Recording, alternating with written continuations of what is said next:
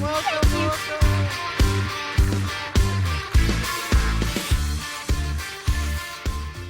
That was very nice. Thank you. So good. Thank you very much, Jeff. So good. The standing ovation never gets old on That when you're on does make stage. someone coming on stage feel very warm. It So really thank you. does. I have to say, I want to lead with some gratitude too. I know we only have 15 minutes and a lot to talk about, but what Jeff is underplaying his significant role in my life personally. So thank you to Chick-fil-A for this opportunity today to share more, but truly to Jeff, who believed in a widow in 2014 and gave me a platform to share my vulnerability for the very first time. I owe that to you, Jeff, so thank you. Thank you.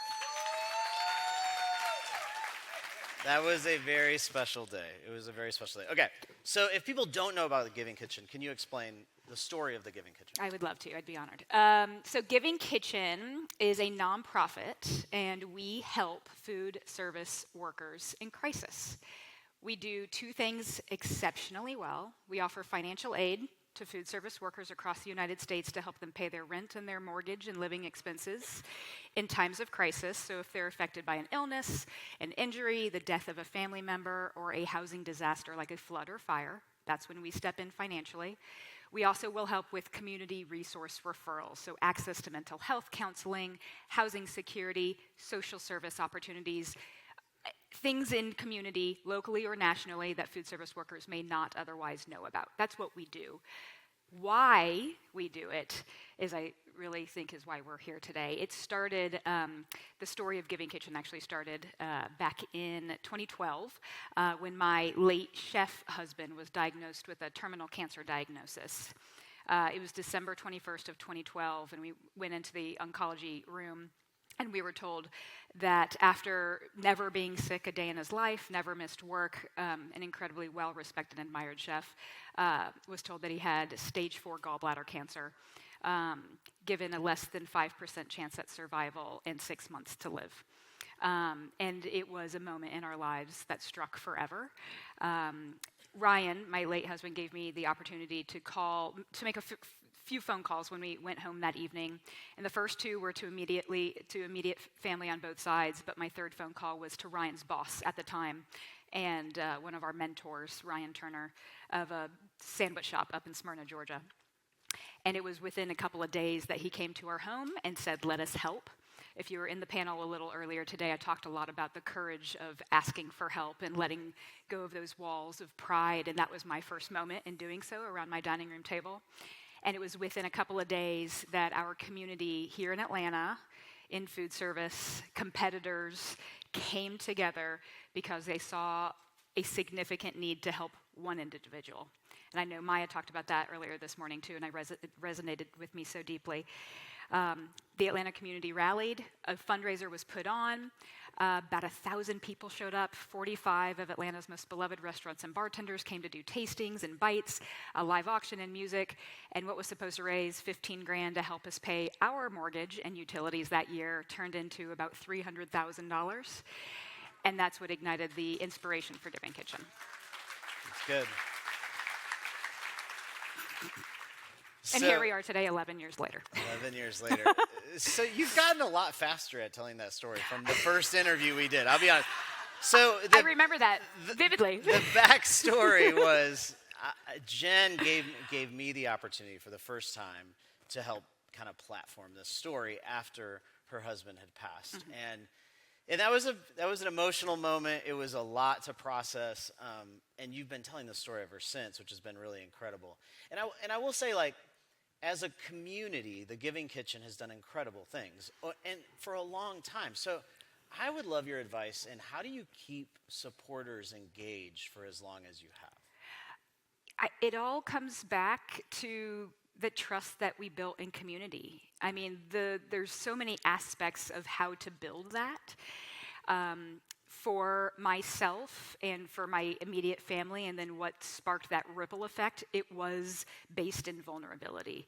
It was the ability, the acceptance, first of all, that my late husband had and acquired during those first couple of months of his diagnosis, to really accept the journey that he was given. That fundraiser that I was just talking about, there was a moment on stage that in front of those 1,000 people, many that we knew, but most people that we didn't, he stood on that stage and declared his cancer diagnosis a gift. who do you know that does that? I mean, it was such a beautiful moment because of what it had done to bring people together. And I think that directive of, help others like me that we've maintained through our 11 years is something that we've never let go of. And I think I talked about it this morning. I think building through transparency and really sharing, with confidentiality in mind. We are a national nonprofit taking care of thousands of food service workers today, and we have to do that through, secured mechanisms. But there is this transparency that we share of real moments and real people. And of course, we share our 990 and all of the other financial stuff too. But there's this ability that we have as an agency to tell really impactful stories that continue to build trust. We wouldn't be and becoming a national agency if we didn't have the full backing of Atlanta, Georgia. We would not be a national agency if we didn't have the backing of this state. And the ripple effect and the stories that we tell to show the impact of what it does, not just for the individual, but for their families and for their children and for the communities that they are in, our communities. I think that's really how we've continued to encourage people to give. And to encourage food service workers to ask for help. We talk about that courage aspect and that, that pride a lot. It's sharing those stories that allow other food service workers to feel like they have a trusted environment to go to. What's interesting is the nonprofit space they're usually categorized as service organizations, and the space that you serve it's the service industry. But oftentimes there's not this parallel where you learn from one another. You're both doing service. One is in restaurants usually, and the other is in nonprofit work.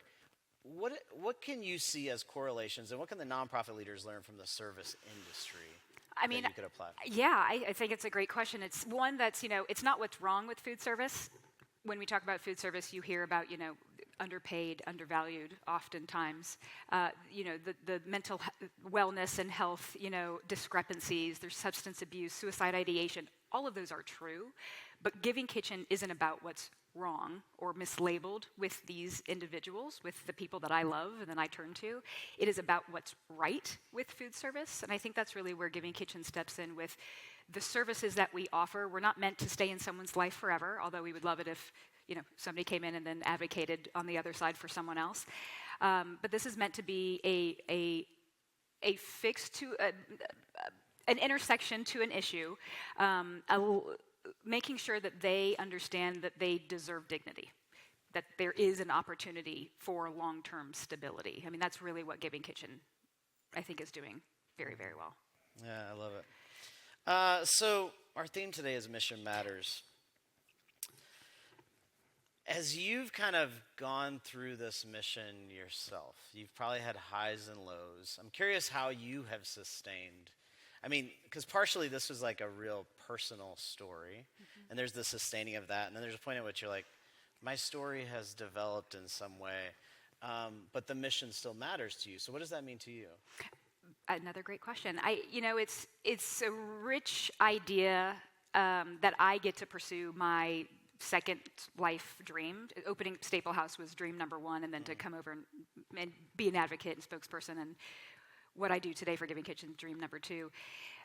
But the story that I tell is a personal story, and it's not often going to resonate with everyone outside of Atlanta, outside of Georgia, outside of the Southeast. But what we can all relate to is how many of you will go out to eat later this week? Most of you should raise your hand. 50% of you probably worked in food service. You know somebody who works in food service. You have a favorite chef, a bartender. It's about those who are serving us every single day, and that opportunity that we have in community to just take care of someone that we love, I think, at the core.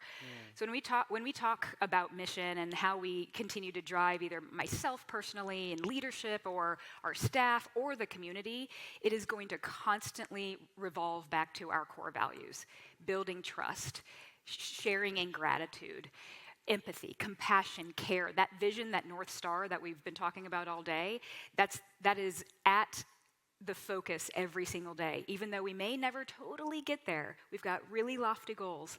But as long as everybody's bought into the core values of how we believe what's right about food service, I think that's really what's driving. driving it all. That's good. So as people go out to eat later tonight or this week, and they're thinking about the worker in front of them, how do you feel like they could appreciate them better? Because it's an industry that is not cared for well, right? It's about service of me, not care for that individual. Sure. What should they be thinking about as they interact with these people? I mean, that they're humans. I mean, that we all are humans. We've been talking a lot about that today. I think the biggest thing that you could do, and one of the things that I learned today, was to not be afraid to ask for help. And so I think while we all go out to eat, ask your server, your bartender, the chef that you see if they know about Giving Kitchen. That'll be my ask of you today. What Giving Kitchen does is truly bringing dignity into somebody's home. I mean, we do mental health scores pre and post client coming to Giving Kitchen and asking for help. 72% of our clients will say that we help prevent an eviction. 74% say that we help prevent them from being homeless. 82% of our clients, 82% will say that they didn't have to skip a meal in order to pay a bill. When we talk, again, about the things that are rife in this industry, there's substance misuse, don't worry, Giving Kitchen has an opportunity to help you. We will help any food service worker if they're going through an inpatient treatment facility, if they, again, need access to a mental health provider. We have an opportunity to meet them exactly where they are for that long-term stability. So over time, you had to change your role at the Giving Kitchen, Several right? times. Several times. You had to let go of something. And that might be part of today's conversation for people that they might have to make a change internally. How did you process letting go of the ultimate, you have a huge role on the team there, but you let go of things to be in the position you are. I really did, and that was probably the very hardest thing to do. When I came in full time with Giving Kitchen, I led a marketing and communications role, and then after that, and then it was development and fundraising, and now I get to really be what I am, which is our founder, our spokesperson, our mission driver, our brand, ambassador, and doing opportunities like this to drive the mission forward. I think the biggest thing for Giving Kitchen is, we started out as everyone does, probably a single unit person working staff. We've now got 36 individuals. We have a headquarters here in Atlanta. We've grown from serving food service workers inside Metro Atlanta to serving 48 states in our country of food service workers around the country. That's incredible. From one chef, from my late husband, to now nearly 20,000 individuals, the family members and the children inside those households. I mean, that's a ripple effect that I could have really never imagined. There's 15.5 million food service workers in the country, and I know that at any given point, 1% to 2% are in crisis right at this moment. That means we've got a lot of work to do to mission drive, to share that story, and of course, to help raise funds. Yeah, thinking back to when you guys first did your taco thing years ago, I just wonder, did you ever think it would be doing what it is today? It's maybe not in this iteration necessarily. Yeah. I know there was a moment when my late husband was still alive in 2013, and we were going around my living room with some founding board members, and we had everybody kind of took a moment to say what their vision was for the future, and what is this nonprofit going to be, and who's it going to serve, and drawing these boundaries. And as you develop through the years, you take away some things and you add more structure and guidelines and all of this. But the directive from Ryan was, all I know is that I want this to be for everyone inside food service. And my late husband was diagnosed at 34. He passed at 35. White male, otherwise privileged. We lived paycheck to paycheck, being in food service. But this was not about him and those who looked like him. This was about the true fabric of food service and those who show up to support us in our celebrations, in our mourning, in our joy, in our community. And that's, I think, when you hear something like that, and you were sitting across from somebody who's completely accepted their path of life, it's completely inspiring, and it motivates you to envision what it could be. And I will say, if I'm doing a big keynote and I'm talking by myself on stage forever, I might cry. In this moment, I'm just feeling really full of gratitude and joy because what I know this work has done to truly impact and change the lives of our community. I love it. Jen Hidinger Kendrick. Let's thank her tonight for sharing her story with us. Appreciate you, Jen. Thank you. Thank you.